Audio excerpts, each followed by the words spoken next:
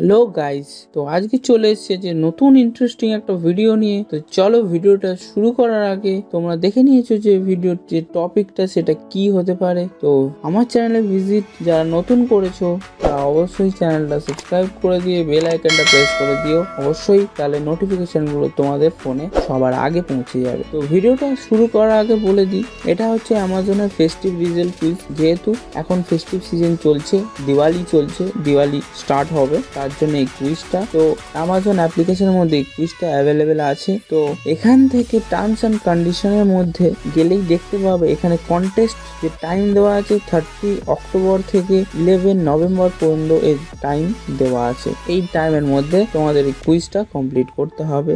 তো চলো কুইজটা তোমাদের সামনে প্লে করে দেখাচ্ছি, ভিডিওটা দেখতে থাকো।